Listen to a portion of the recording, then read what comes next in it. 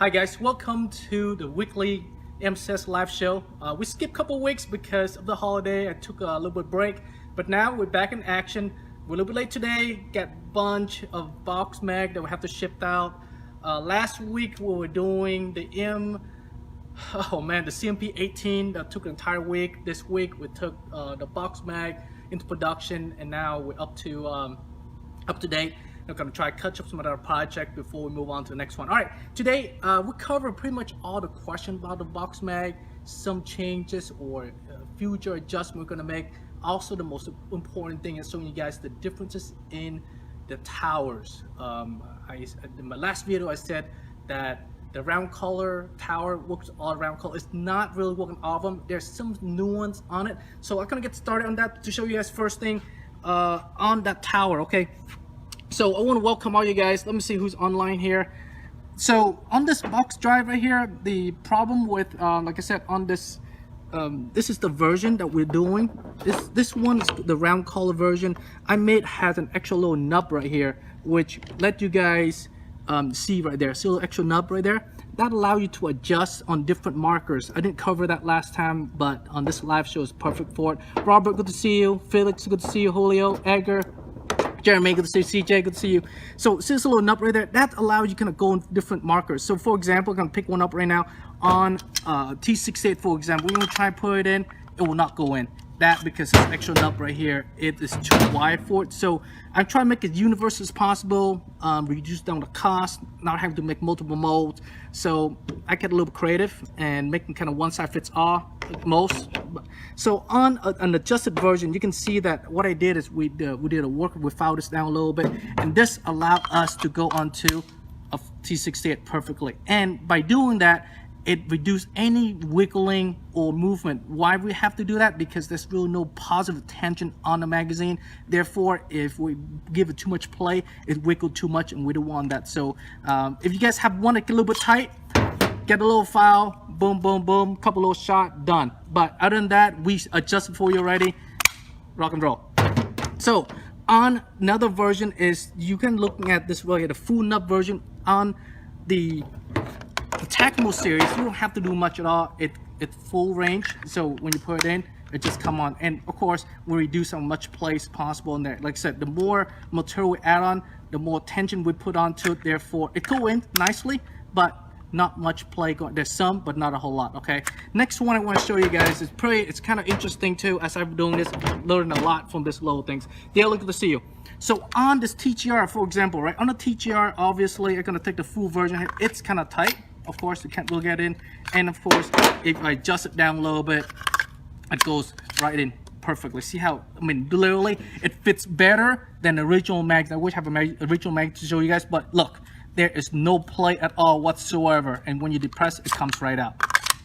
See? So, like I said, it's a little bit work on it, but when you get it down, it is pretty solid. On this particular one right here, you guys seen the T15 already here. Look, there's literally no play at all whatsoever on it, but it comes out nice and clean. So it depends on the version. Adam, thank you very much. So that is a little bit different that we have to put on a Milsig K series right here. On this particular one, it's a little bit challenged, but like I said again, on the full version, little nub, it will not go on. All right, but on the adjusted version, oh, I used them all already. So obviously on the adjusted version, it go right in, right there, and then very little or almost no wiggling at all, and then you can just depress that, comes right up. All right, guys, and then the next one I want to show really quick, obviously, is to check out this one right here, the M17. Lots of M17 user out there. It's not one fits all. This one it's a little bit different. This tower right here is a little bit taller than the rest of them. I tried to use the one version fits all, but I couldn't make it to work. So on a non-adjusted version, this non-adjusted version right there, if you put it in, you see that it will tilt back. Watch. That tilt back right there will cause the ball to shift, the tower to shift, and will cost you another problem. And man, it's created another issue there. So it has its own tower on its own. The round it's taller. Look, compared to the two heads right here, the tower, it's one is taller than the other, and that allowed the ball to go all the way in the chamber, and it illuminate that movement. I mean, there's still movement, but it doesn't pop back like it did earlier, to prevent any feeding issues on the M17. It seemed not much, but it takes a lot of work to figure that out, to make it work well. We test multiple samples until it fits well and works on the M17, especially with the floater on this thing. And sometimes, if you guys using M17, it does jam and it does cause the bolt to stuck, which is normal for the M17, but that is something that M17 have to overcome, not the box mag. Just keep in mind, the only best way, if you're ever going to get a good system, is something with an eye, especially the 468, that it prevent, if the ball's not feeding, it just go click, stop from firing. That's the best system as far as box mag goes, and any type of prevention on chopping. That's why the other day when I was doing a shooting demo on a full auto, I used the Dynam, gets an eye system there. If you guys doing semi-automatic and you go go with a TMC, for example, you're not going crazy anyway. You go bum bum bum. Most of the time you do like 5-10 shot, you run, you take cover, and then you return fire. That type of movement, it almost never, I wouldn't say never, almost rarely will chop or misfeed for you if you're doing that sort of shooting and movement and playing the game. All right, last but not least, we're gonna go and cover a little bit right here on the Helix. Let's see, the Helix version, of course. This one right here, it is the best. Actually, funny thing about this version, it has the anti-ball drop in there. So it give a nice positive tension on it. So you see how it has a little tension, but the nice thing about it too, it gives you a little pop when you push it out. So that's the only version that it has a little positive tension. The rest of the box mag, it doesn't have a positive tension. Of course, the Tactical series, the Blizzard, Bolt, Vortex, what's not, just take the same version. Of course, you guys, if I made a little bit of rips right here too. See the little rips I put on there. So if you feel like a little bit tight for you, just get a little sandpaper file, take a little cleaner material off, and will fit better for you. Just depends what you like. But I try to make them as tight as possible, so that way you reduce any type of movement for you. It's not trying to do one size fits all. There's a lot of variation out there. Each manufacturer make their own way, their own tolerance. I did my best to give you the universal part of the box mag. All right, so I'm gonna go to the adjustment part of it for you guys. I know a lot of people have been asking about it too, but here is the programming part of the video. So you can adjust the speed and the sound sensitivity of the marker. Oh, Mark, good to see you. Christian, good to see you. Thanks. Glad that you like the CMP 18. Tom, good to see you, bud. My Helix tower very tight with all the markers. That takes Helix. I know with the Vortex, they're different. There is, like I said, on Tom, the different marker has different tolerance. So like I said, they're like I said, these rips there, you see these little rips, you can take the rips off just a little bit. I did that so that way you adjust based on the marker that you have. Like I said, I'm trying to do the one size fits all, but not every markers are the same. So therefore, I mean, that's the best solution I can have, and making the limited numbers towers possible. Otherwise, I have to make one towers for every single marker. That's almost not really possible, but it can be extremely too costly to do. All right, so I'm gonna, hey, Michael, good to see you.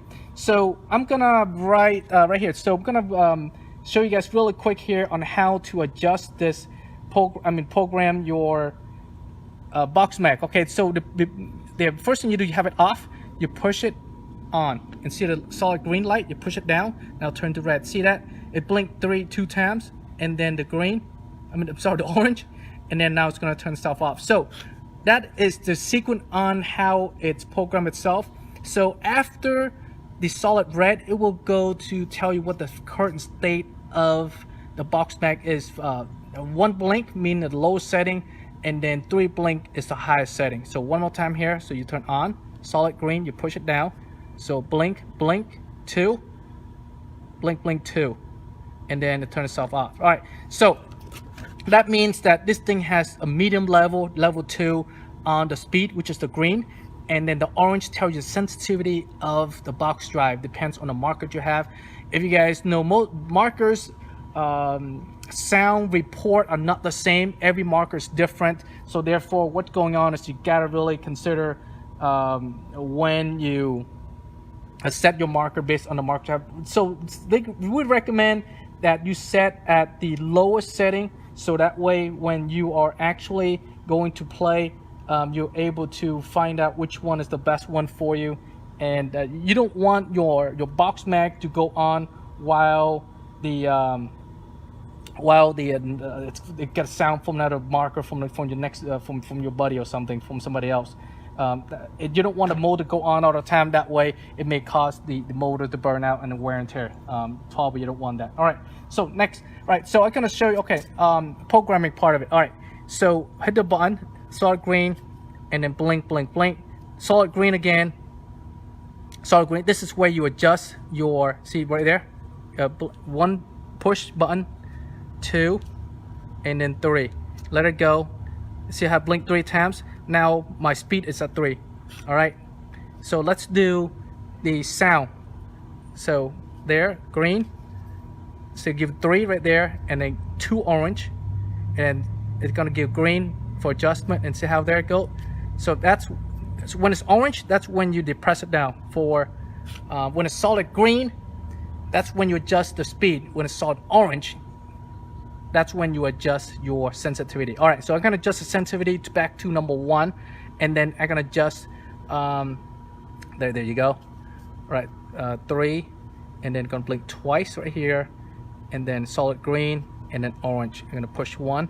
Now I'm in a program mode of the sensitivity, so I'm always too slow. So I'm gonna do it for here, there, blah, blah, blah, 2, 3, and then the 2, and then 1 there. Orange, you can hit it right there. So hit 1 time, and then just let it go. Now my sensitivity setting is only 1. See how it just shows 1? It's gonna show right really quick here. All right, too slow. All right, so here we go. There.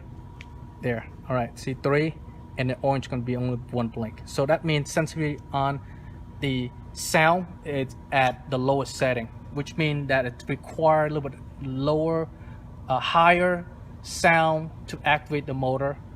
All right, guys. I'm gonna go and check the. I'm gonna load some rounds and then let you guys go and share and just load some round with the box mag and do a demo on this this MG100. All right, so I just got an MG100 in today. It's a pretty awesome marker, really simple. Okay, so the thing about this marker is that it's really, the sound signature is really low when you're shooting it, but when there's no ball, it's loud. But when it's ball in it, you shoot it just go poof poof really low. Probably the lowest sound signature I've seen as far as marker wise. I don't shoot at many of the speedball markers, so I am not familiar with it. But this marker, it's actually pretty cool. All right, so it's not like something that we're doing, but I'm gonna show real quick. Oh, I'm talking about the tower. On the diadem tower, it's not 100% compatible with the MG100. There's some slight adjustment that could be made to it to make it work over there. So when you guys get the MG100 box mag, it will already come automatically adjusted for you, so just plug and play. It is a little bit tight, just show you right here, so you can put it in.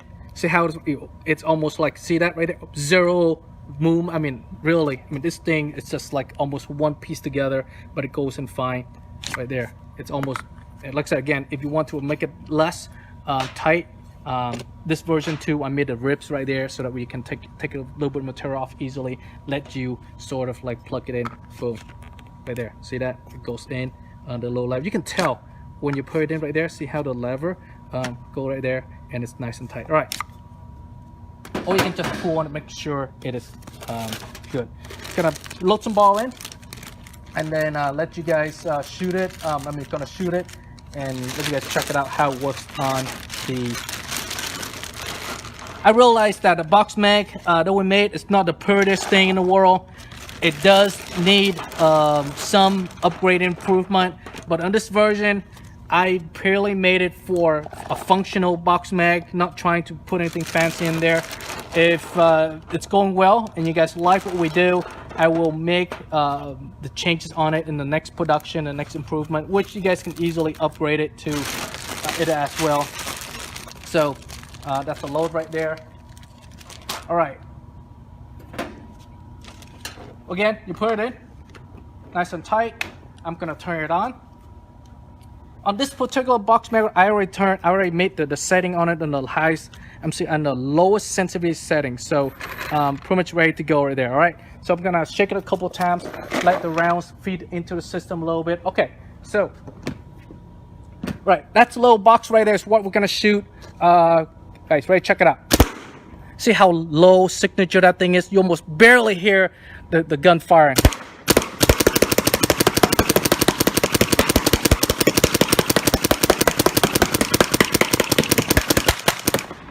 All right, I just standing here shooting. I didn't even move or shake or anything, and it kept up pretty well. Like I said, on my previous video, I've been telling you guys that how to shake it, this and that. Of course, like I did that so that way you guys understand that you don't want to stand around one spot, but you can definitely want to able to have the ability to play, not just but movement as well. So again, let's see how much ball we got left. Oh, we shot like about one half. All right, let's keep going here. Right, we're doing a shake right there. So watch, I'm not gonna move my gun. I'm just gonna keep it steady. Let's see how long this thing can take it as far as if there's an issue. Here goes. Okay, so it seemed to be stuck a little bit, not shooting. So I'm gonna shake it up a little bit. All right, let's see it keep going here.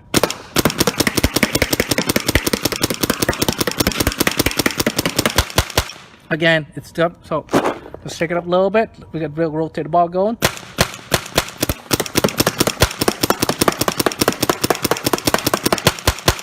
All right, let's see how much ball we got left. All right, so we got some stragglers sitting around. Seem like running low. Shake it up a little bit here, get the ball going inside a little bit there. So we got another full load right there. We can easily get some more shot in.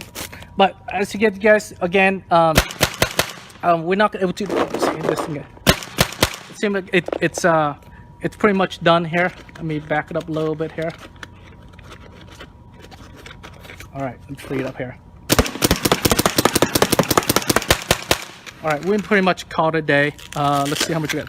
So we're pretty much empty right there, guys. All right, okay, again, some extra balls and shake it up a little bit, put it into the drive, get you some more shot. That's why little extra storage on the side here, like I said, running low, you're gonna shake it up a little bit and then let it drop into the ball and you can keep going.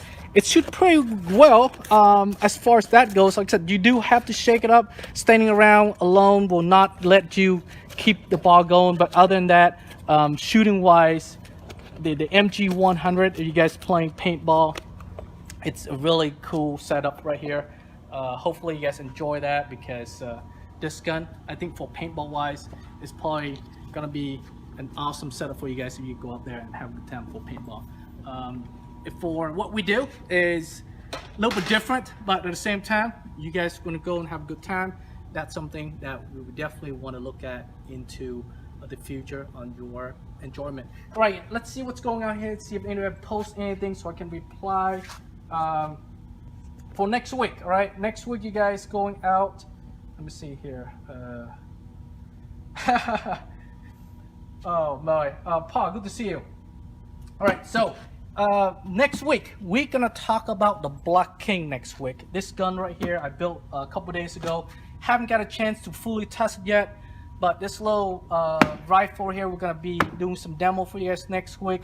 You guys seen the movie, the TV show Shooters?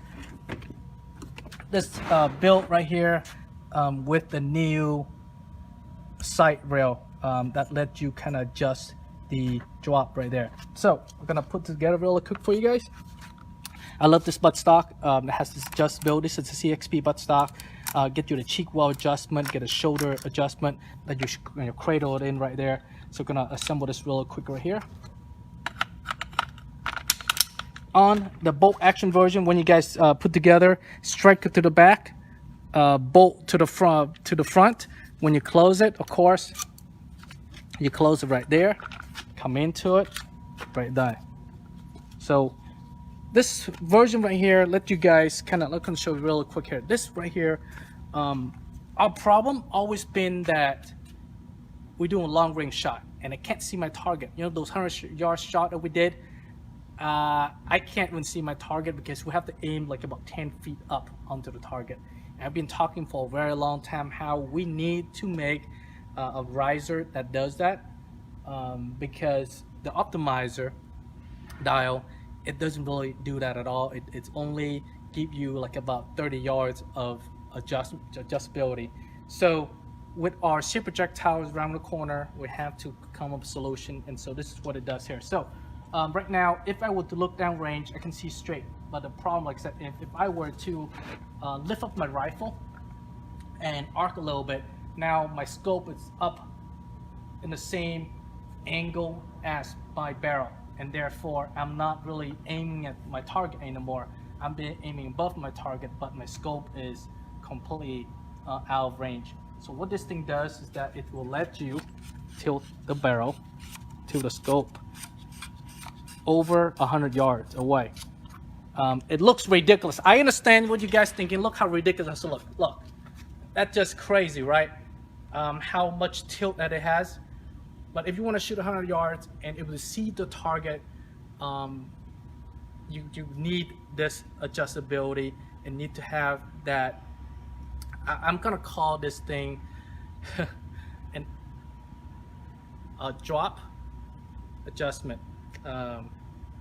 So compensator, paintball drop compensator, something like that, or come up a descriptive name for it. That way you guys can know what it is. So basically this is what it is. Let you kind of shoot a long range shot and able to see the target with the adjustability of the rail there. All right guys, any question, comment, concern, let me know. I realized that the show is a little bit different this time. Usually I'm in the office talking to you guys, but I'm trying to out here different week talk about different topic. This week got the box mag cover. Any question on the box mag, you guys can let me know. I'll be able to answer right now for you guys. Can't wait to my oh good Jordan. Like I said, the box mag is not the prettiest thing in the world. I can make it look better, but at the same time, this is the first one that we did. Some people were saying why we use the rip clip.